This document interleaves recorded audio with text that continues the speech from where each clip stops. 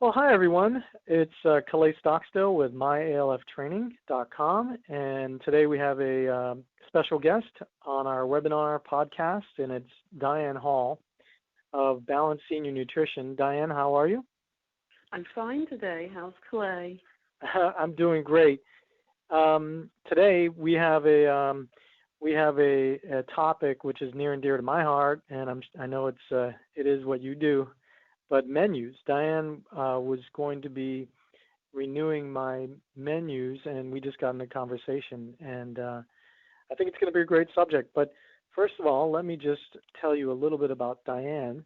Diane, like I said, she founded Balanced Senior Nutrition because she had a heartfelt desire to help older adults by balancing the best possible nutritional care with quality, independent life. Her end goal is to create a warm, home-like, and safe dining environment in which seniors can thrive.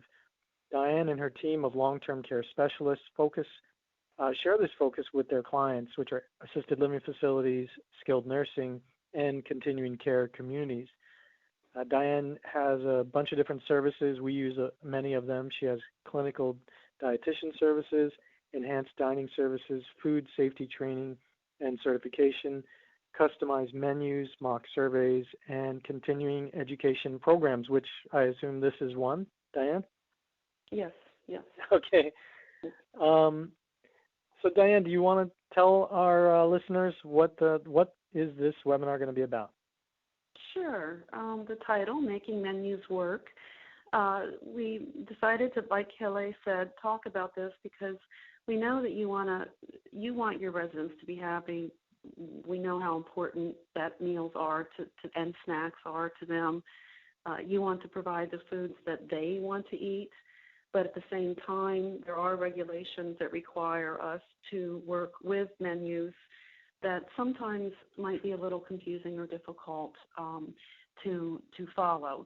So today, I thought that we would concentrate on what are the components of a menu. What are the surveyors looking for in terms of do the menus meet the requirements? And then just a little bit about what happens when you can't follow the menu and what's the process you go through. So I thought we would start with the key components of the menu that are to be used in assisted living facilities. And as I refer to this, of course, we're talking about the Florida Administrative Code 58A-5, which defines the food service standards, and of course, menus are described as part of that code. Yeah, so, I have the Florida Administrative 58A-5, which is 58A-5.020 food service standards. I have that as a Word doc, which will be available. It's also on the screen right now, and yeah, that's great. If you could take us through the key components of a menu that are used in an ALF. And I just out of curiosity, I'm just curious. We're in the assisted living world, but as far as skilled nursing, is it very similar? Like are the regulations very similar? Yes, they are. They both are basing the meals provided nutritionally through following the USDA dietary guidelines. They're referring now to the 2010, although the 2015 have been written. Of course, when the 58A-5, this particular section was revised in April 2014, they are referring to the meals provided. The menus need to be based on USDA dietary guidelines for Americans in 2010.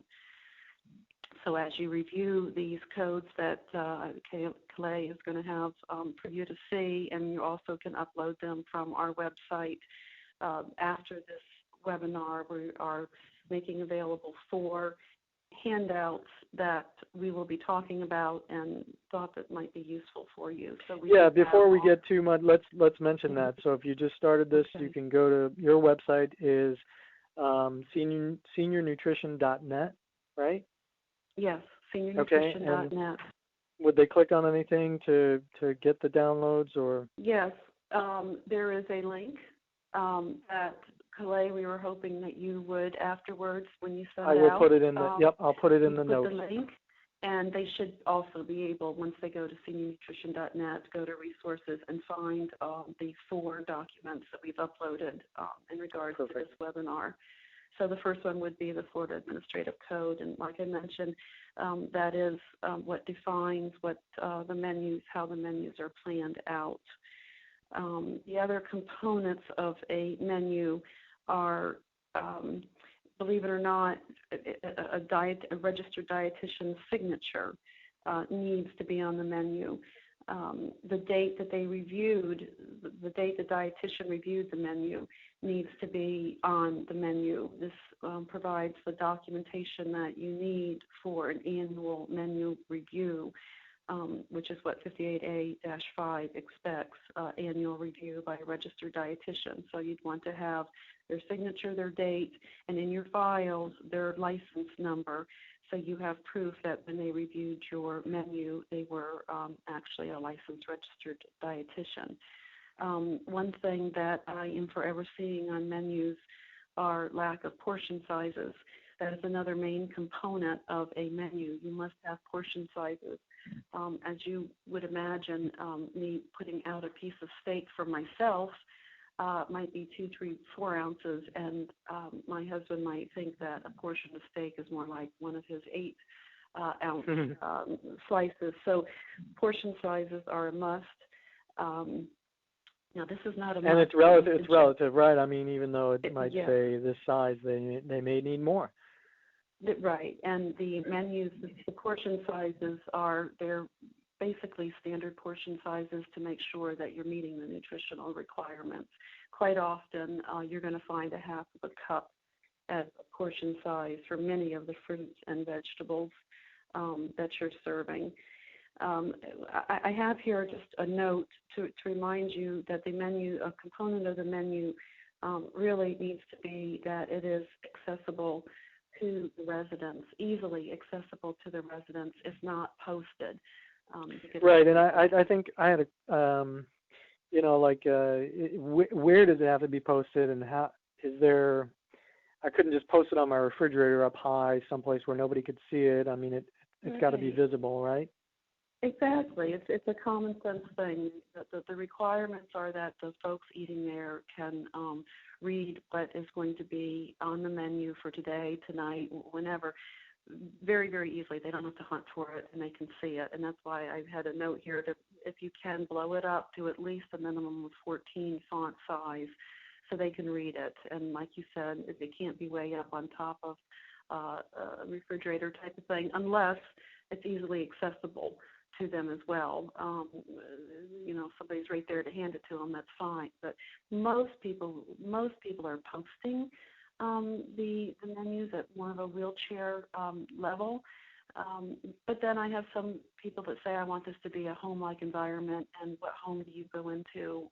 As asking you, do you have your menu of what you're going to eat tonight and tomorrow night posted? So people have mixed, and rightfully so, opinions on that. But the code is what we have to go by, which says that. Right. When the surveyors come through, I mean, they that's what they want to see.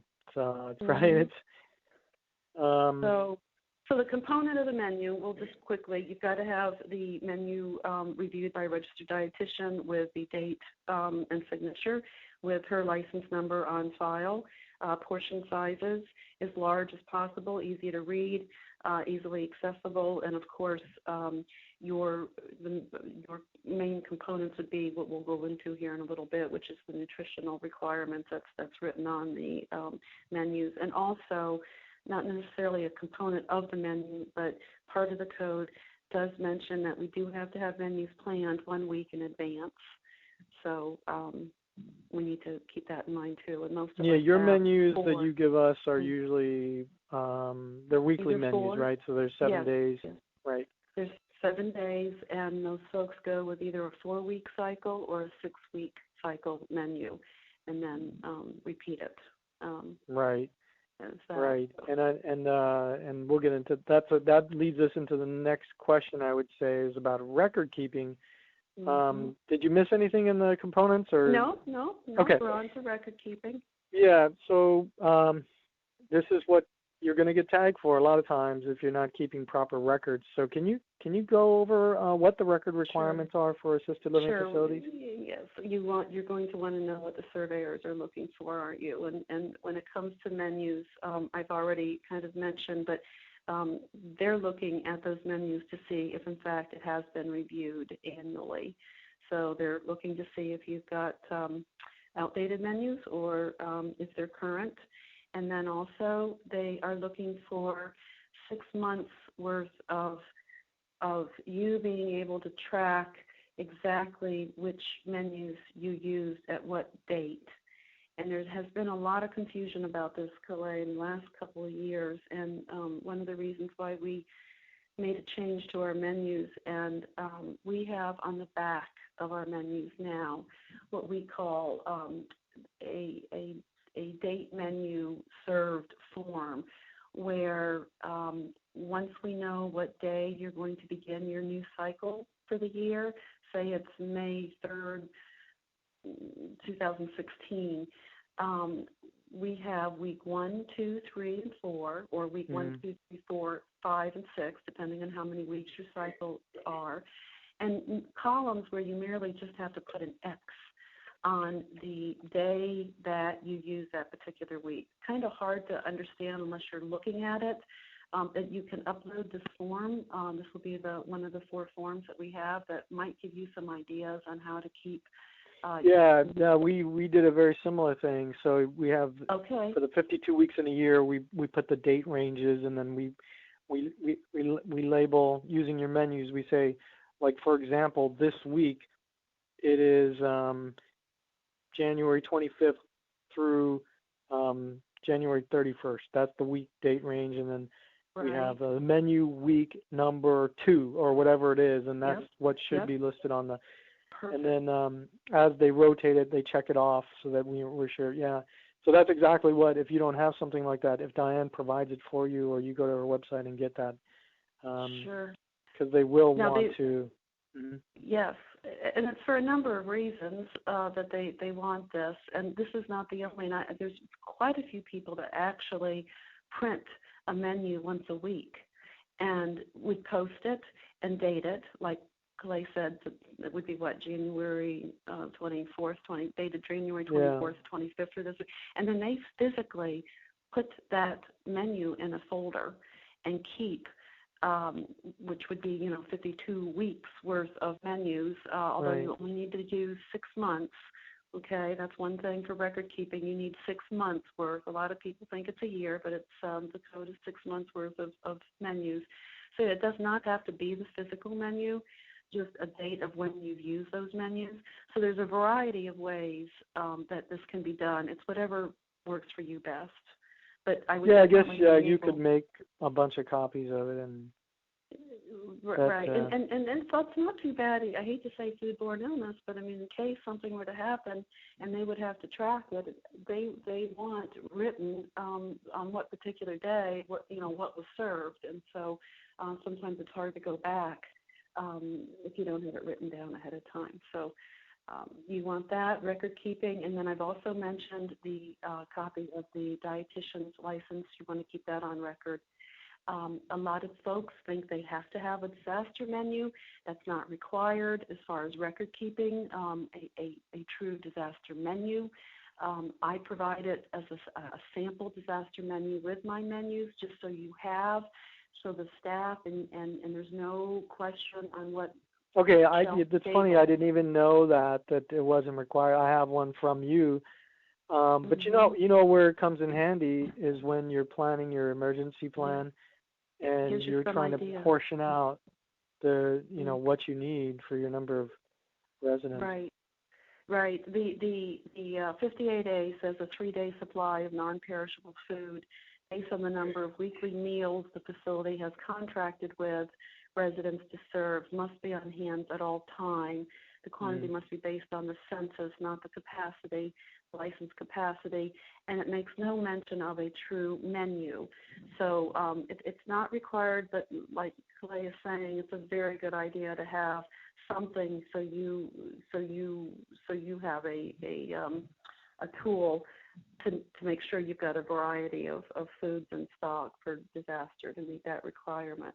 And I think that's it pretty much for the record keeping. Pretty simple. Just, must be reviewed annually. Yeah, well, Licensed, I can't, this is so useful, and I know that this information isn't just readily out there, and I really appreciate you taking time and doing this, and we're not done, but I just want to make a point that it's extremely helpful, and I know our ALF administrators and food managers are going to appreciate it.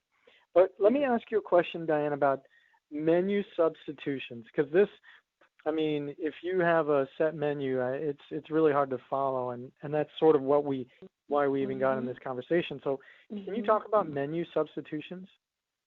Yes. Again, referring to the Florida Code, it says that menus can be substituted for seasonal availability of produce, and for personal preferences or cultural. Even for holidays. It's not written, but I've heard them say for holidays also. The idea of a substitution is not to substitute because you forgot to order it or you didn't buy it or you don't feel like making it today. It's too hot type of thing.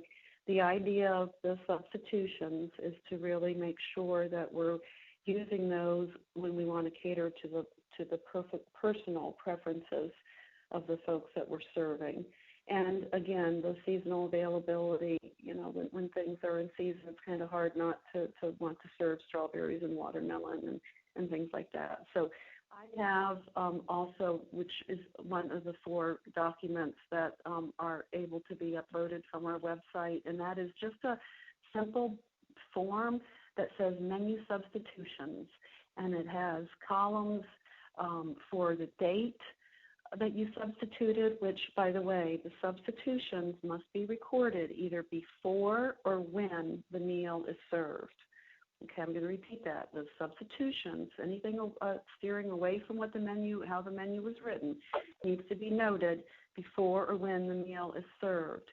So we want to have we were suggesting that you write the meal that you're talking about, whether it's breakfast, lunch, or dinner, what the menu item is, what you substituted. In other words, if the menu item was a banana and you substituted watermelon, you put banana, you put substitute watermelon, and then you put the reason.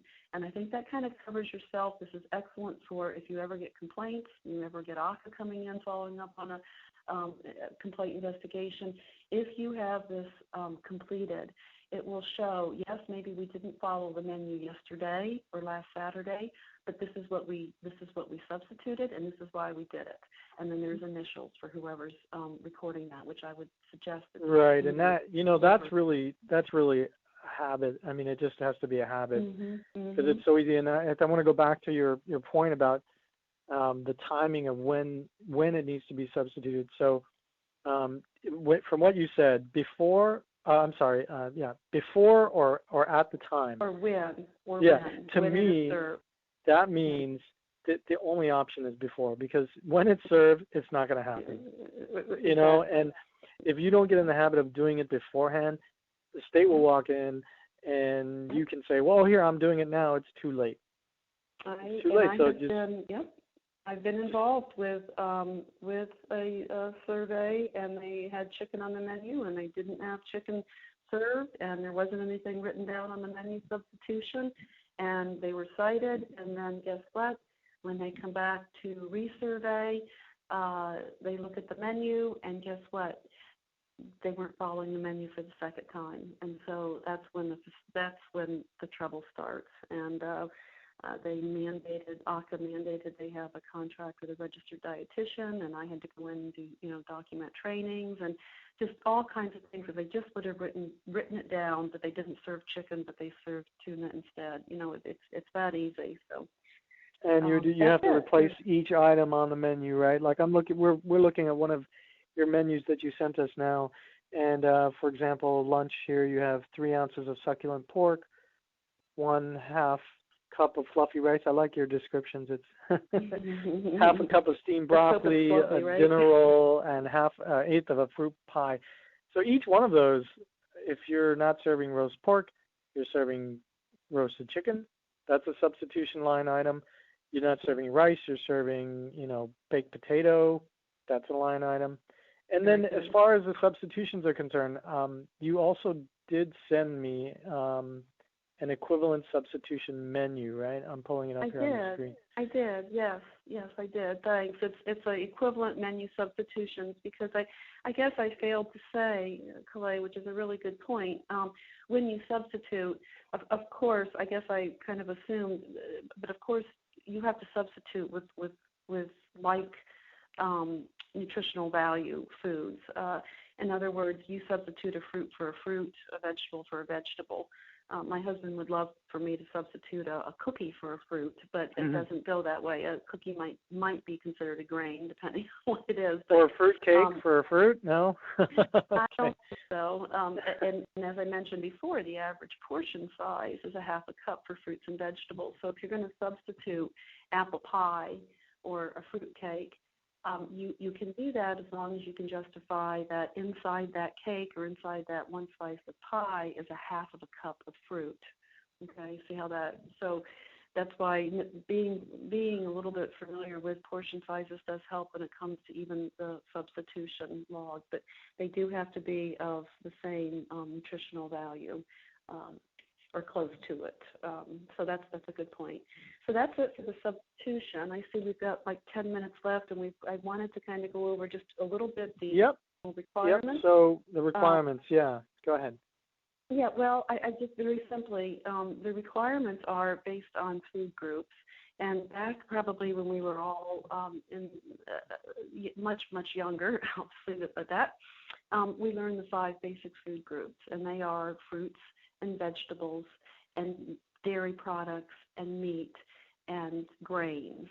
Those are the 5 food groups. So the menu has to contain all 5 of those food groups. And the dietitian knows, are the experts on what the USDA guidelines are for the requirements of these 5 food groups. Typically for an assisted living community, we're looking at providing 6 ounces of protein a day. And so it's kind of up to you, the provider, the community, and the dietitian on how they're going to get those 6 ounces. Do you always want to give them a protein in the morning for breakfast? Fine, but you don't have to. You can just make sure there's 3 ounces of protein for lunch and dinner. You also can. It's got to be in two or more servings, right? It can't just be all at once. Oh, yes, either. thank you. Right, you're not, exactly. Thank you for pointing that out. I keep forgetting how, I guess some folks could interpret some of this, but yes, it has to be in 2 or more servings. You're not going to serve someone 6 ounces. Well, you could back to my husband, but not, I don't but think even if you did, they still woman. need 2 servings of it, right? Exactly. Correct.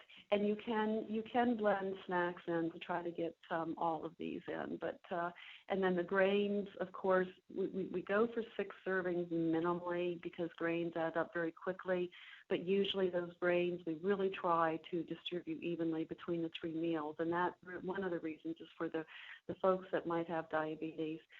The main thing is that their carbohydrates are served or consumed consistently throughout the day. So obviously we try to get the carbohydrates that they need, a third in the morning, a third in the afternoon, a third at night. But that, in a nutshell, are the requirements. Is really just the 5 basic food groups in the portions that we need, and then you just roll it out and make the menu as personal and individual as you can. Well, can I ask you a question? Sorry to interrupt. No, as far as bread, I've seen it on your substitution. It's listed as a grain, right? Red wheat is a grain. Yeah.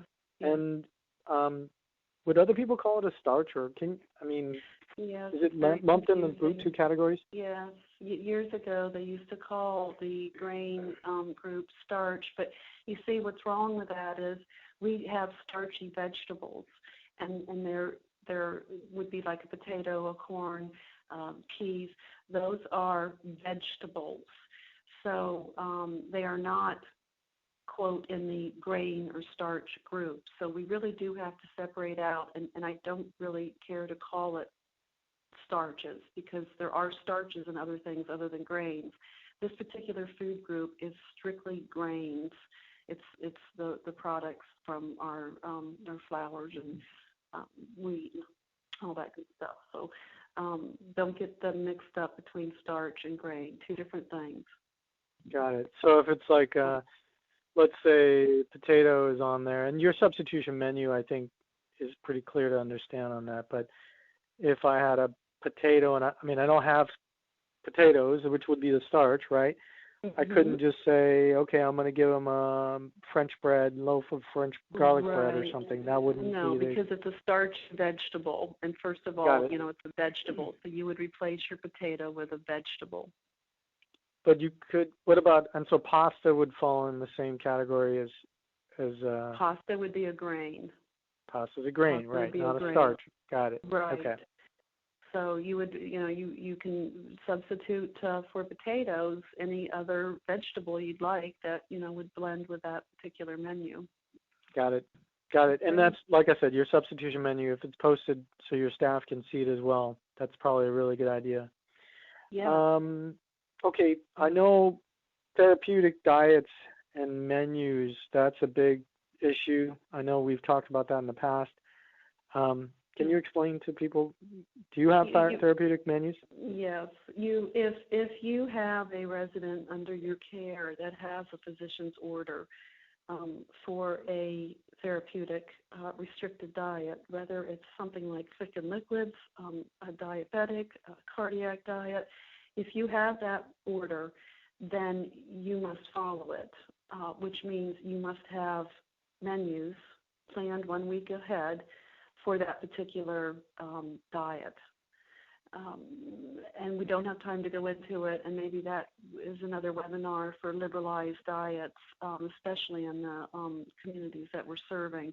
I usually will ask if perhaps they're interested in me as a dietitian talking to the doctor or the family to see if we can liberalize the diet. Most of the time, there's some occasions where it's not conducive. But most of the time, we can try to get these liberalized and individualized.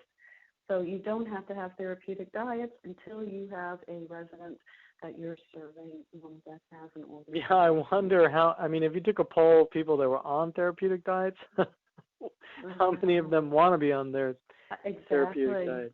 Yes, and that's a whole other world of preference and honoring your choices. But we will save that one for another time. Yeah.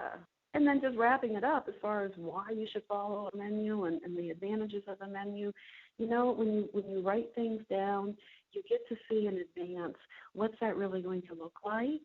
Is it all white? Is it all brown? Is there contrasting colors? Is there contrasting texture? Is it all soft, or is it all of it too many combination foods? So you get a chance to really take a look at it before you prepare it and serve it. You always know what you need in terms of inventory. So there can be a great deal, if you play your cards right, opportunity for minimizing food waste and really controlling your food cost. And the same with the labor. You get a set of, you look at Thanksgiving meal, you might want to have more than one person to try to pull that off in a matter of an hour or two, versus soup and sandwich, you might not only need a half of a person. So it helps with labor, it helps with food, it helps with quality assurance. And of course, customer satisfaction. If you follow your menu and they can follow along with you, and they know tonight is pizza and tomorrow is roast beef, that just makes a happy customer as well. So many reasons. Plus, it's required. So you're meeting all of the state regulations. It's good for you, but you don't have a choice too. There you go. There were a couple things I thought of, and I just really quick answers. That's okay. If you do some sort of buffet style dining, how do you ensure that people are going to get their nutrition requirements? Maybe that's a special event and you do some sort of buffet. Yes, well, that's you would save the last for the last minute, right? The hardest to say quickly. But No, I'm sorry. the buffet, when we have offer selections, we're really not obligated to track and record exactly which selections they made or control their selections. For instance, if you do have a buffet and someone just absolutely does not like vegetables, so they're not going to choose vegetables, it's okay. It's their preference. The thing that we have to track carefully, if we do have kind of more of a selective menu, are two things. One, weight loss. That is really the outcome if someone's not choosing properly, not choosing enough. Weight loss, dehydration, we really would want to monitor that. But the other thing is, if you do have someone on a therapeutic diet, then in some fashion, either through the menu or the food items itself that you're displaying on a buffet, they must be marked so the person can make a informed decision. If they're on a diabetic diet, then you really should have marked apple as the choice dessert for diabetics and the apple pie marked as a concentrated sweet or for regulars only type of thing. So you do have to, it does get a little complicated if you are offering buffets and select menus, if you do have therapeutic diets, but it's manageable, you can do it. But if you don't have therapeutic diets and you're just offering the selection, like always favorite items and things like that along with your menu, they can choose what they want, and you already have your regular menu recorded, written. Now you have to make sure that you can provide what's on that menu also. I mean, if you have meatloaf and potatoes on the menu today, and a surveyor walks in, you really should have meatloaf and potatoes ready to serve. If you think that anyone is going to eat it. Now, if you've only got one or two or three people and you know that they don't really like meatloaf, then that's either where your substitutions fall in, or just use an always offered menu and let them choose from items on a select standard menu. That's a great idea. But I know we don't want to take up a lot of your time. Yeah. You have a busy day. You are a very sought-after person, and I know that everybody appreciates your time. But I know they may have questions, and if they do, how can they get in touch with you? And what's through my website, seniornutrition.net. There's a 1-800 telephone number they can call. There's an email address they can get a hold of me from. So there's a number of ways once they jump on that seniornutrition.net. And I do encourage that at least they follow the link and maybe look at the 4 forms that we were talking about. Yeah, it'll be listed, wherever you're watching this video, it'll be right under the video, a link to our website with their phone number. I'll just tell you the phone number. It's 855-342-6322. That's 855-342-6322. And her email is info@seniornutrition.net. So email questions, or if you want her to have her do your menus or schedule training for your facility, that'd be a number, or mock surveys. Diane, thank you so much for your time, and I hope we can do another webinar again next month. Okay. Yes. And we'll have to ask the folks what some interesting topics that they'd like to hear about. That's a great idea. Any subjects you guys want to hear, send it to us, and we'll put it on the schedule. Diane, thank you for your time. Well, thank you. Good luck. Okay. Bye.